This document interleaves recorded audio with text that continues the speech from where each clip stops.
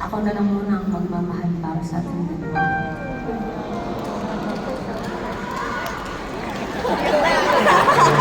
Ano talaga?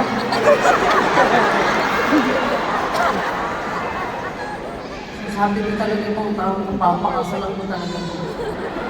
Kaya nung birthday niya, kasi hindi ako sure kung magpapropose sa may sing-sing talaga ako. Totoo. After ko nag-propose sa kanya, nag-propose siya sa akin. So, dalawa kami nakaganon.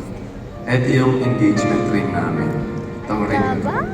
Ito yung binigay niya sa akin nung nag-propose siya sa akin. Ito yun. Ay, sabi ko, ay naku, nag-closing remarks na siya sa birthday party. Ako talaga yung propose na ano. Pero nag-propose naman siya. Eh, nasa akin yung sing-sing, so nag-propose din ako. Pero yun yung commitment. Yun yung commitment. Yung mahal mo pa rin yung tao kahit hindi naman na siya kamahal-mahal. Pero kasi naiintindihan mo na this person is just going through something. And so, sana ma-experience yun din po lahat ng ganong klaseng pag-ibig.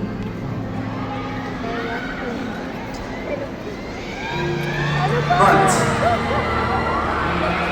one of the things nga is really important, that's really important, is that you learn the other person.